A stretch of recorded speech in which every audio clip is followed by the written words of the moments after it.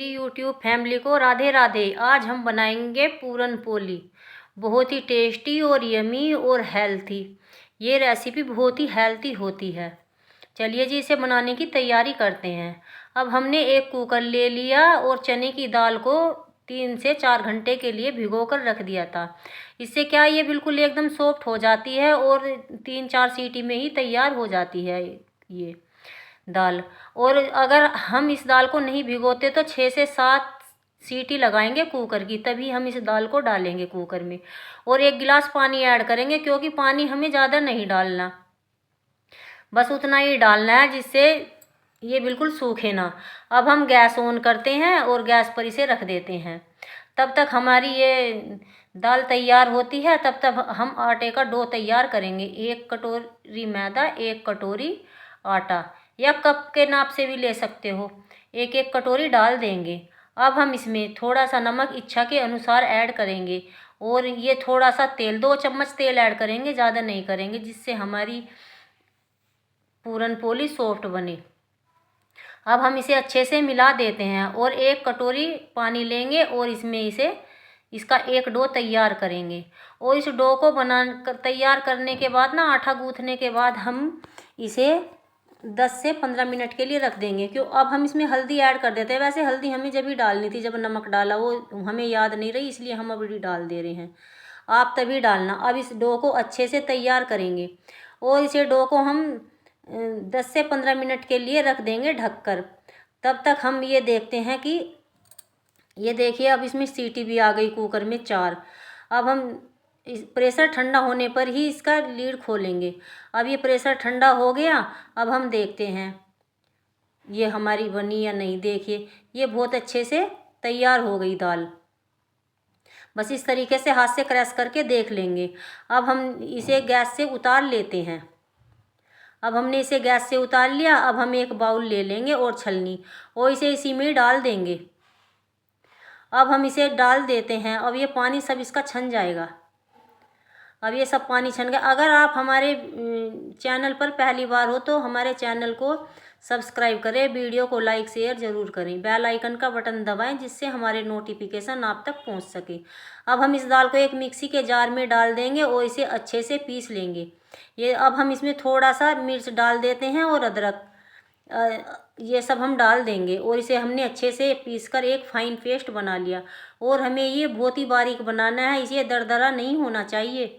और जैसे मिर्च वगैरह पीसी थी, अदरक, ये भी इसमें ज़्यादा इसके वो नहीं होने चाहिए, मोटे मोटे पतले होने चाहिए। अब हम एक पैन ले लेते हैं, गैस पर इसे रख देंगे। तेल में हम थोड़ी सी अजवाइन डाल लेंगे, ज़रा सी हल्दी, मिर्च, धनिया, जीरे का पाउडर, इन सबको अच्छे से भून लेंगे।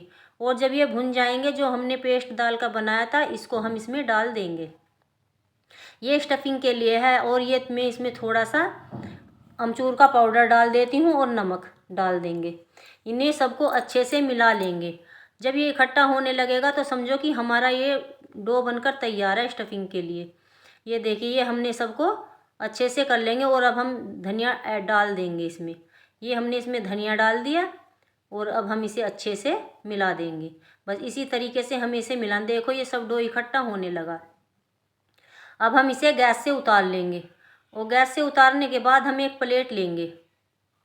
ये हमने प्लेट ले ली। अब हम इसे प्लेट में ट्रांसफ़र कर देते हैं और इसे ठंडा होने के लिए रखेंगे। और हमें ये ठंडा ही करना है पहले, तभी इसकी स्टफिंग बनेगी। इसमें अब हमें कुछ ऐड नहीं करना। अब हमने इसे प्लेट में फैला दिया। अब ये देखिए, ठंडा हो गया। अब हम इसे बनाने की तैयारी करते हैं। ये आटा भी हमारा अच्छा हो गया। अब हम इसे आटे को भी थोड़ा सा मल लेते हैं पहले। मलने के से ना आटा सॉफ्ट होता है। वैसे हम 10 से 12 मिनट या 15 मिनट आटा रख देते हैं, चाहे रोटी का हो या पराठों का, कोई भी हो, तो वो बहुत सॉफ्ट बनता है। रोटियां भी बहुत अच्छी आती भी हैं और टेस्टी भी लगती हैं। अब ये मैं थोड़ा सा आटा ले लेती हूँ और अब हम इस आटे को थोड़ा सा हाथ पे लगाकर इसकी छोटे छोटी बोल बना लेंगे। आप अपने हिसाब से, जैसे आप छोटी बड़ी रोटियां खाते हैं, उसी हिसाब से ये बनाना। अब हमने ये 7 से 8 बना दिया। अब हम इनकी लोई बनाएंगे। अब इसके भी मैं बोल से बना देती हूँ, जो वो स्टफिंग तैयार करी थी दाल की, उसे भी। अब हम इन्हें अच्छे से बना देंगे, इनके बोल बनाकर रख देते हैं। अब हमने इन्हें रख दिया। अब हम ये रोटी ले लेते हैं, एक इसकी लोई बनाएंगे रोटी की तरह।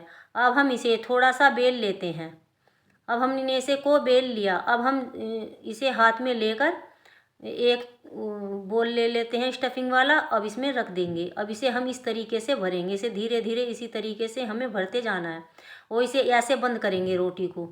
ठीक है जी, इसी तरीके से हमें बंद करते जाएंगे इसे। ये देखिए, ये हमारी स्टफिंग भी इसमें भरकर हो गई तैयार। बस इसी तरीके से करना और हल्का सा इसे प्रेस करेंगे ऐसे, इस तरीके से करना है। और इसे हम हाथ से इस तरीके से गूँथेंगे, ऐसे ऐसे गूँथना है ये हमें। ये देखो, और अब हम इसे हल्के हाथों से बेल लेंगे। अब हम एक बेलन से इसे बेल लेते हैं हल्के हाथों से। इसी तरीके से हम इसे बेलेंगे। ये देखो, और गोल गोल बनाना, बीच सेंटर से बेलना है। और इसे ना हम चारों तरफ से बराबर ही बेलना है, कहीं से मोटा कहीं से पतला नहीं। ये देखिए, ये हमारी रोटी या पूरन पोली बनकर हो गई है तैयार। अब हमने गैस पर तवा पहले से ही रख दिया था, इसमें थोड़ा सा घी ऐड करेंगे, सारे उस पर फैला देंगे। अब इसे इस पर सेकने के लिए रख देंगे। अब देखो, इस पर चारों तरफ निशान आ गए ना ऊपर से, तभी हम इसे पलटेंगे। इस तरीके से हम इसे पलट देते हैं। अब हम इसे थोड़ा सा घी लेंगे और इस पर लगा देंगे। और ये हमने लगा दिया। अब दूसरी साइड से भी हम ऐसे ही लगा देंगे घी को। ये देखो, अब हमारी ये पूरन पोली कैसी फूल गई ना, बिल्कुल एकदम गुब्बारे जैसी हो गई। अब हम इसे पलट देते हैं इस तरीके से, और फिर से हम इसे अच्छे से सेक लेंगे ऐसे दबा दबा के। अगर आपको क्रंची चाहिए तो आप इसे अच्छे से दबा दबा कर ही सेकना। ये चाहिए मतलब गुब्बारे जैसे आ रही हैं, देखो ये। अब मैंने इसे दबा दिया तो ये मतलब थोड़ा वो हो गया, हवा सा निकल गया इसका। अब जो हम फिर से इसे अच्छे से सेकेंगे, फिर से इसे पलट देते हैं। ये देखिए, ये देखो, क्योंकि ये मुझे क्रंची बनानी है। अगर आप क्रंची खाते हो तो इस तरीके से सेकना, नहीं क्रंची खाते तो जैसे फूली फूली ही उतार लेना। ये फिर से हम बना देंगे एक रोटी की तरह इसे। फिर से हम इसे थोड़ा सा बेल लेंगे हल्का सा आटा लगाकर। फिर अब हम फिर से इसे बेल लेते हैं। ये देखो, ये देखिए, फिर से हमने इसे बेल लिया। और अब हम फिर से इसमें स्टफिंग के लिए ये स्टफिंग रख देते हैं। और फिर से हम इसे इस तरीके से इसे बंद करेंगे। ये देखो, है ना, इसी तरीके से हमें ये सब बंद करना है। अगर आप चाहें तो जो इसको ऐसे प्रेस करेंगे इस तरीके से। अब हम फिर से इस पर आटा लगा लेंगे और फिर से हम इसे बेल देंगे। फिर से हम इसे बेल देते हैं और फिर से हम इसे ना हाथ से इसी तरीके से गूंथ लेंगे। और गूंथने के बाद अब हम इसे फिर से बेलेंगे इस तरीके। लेकिन ये हमें हल्के हाथों से ही बेलना, ज़्यादा दबा दबा कर नहीं। ये देखो, इसको भी हमने बेल लिया। अब फिर से हम इसे गैस की तरफ चलेंगे और तवे पर रख देंगे। ये देखो, ये कितनी अच्छी बनी है ना पूरन पोली, एकदम गोल बन रही है। और ये जो स्टफिंग थी ये भी बाहर नहीं निकल रही।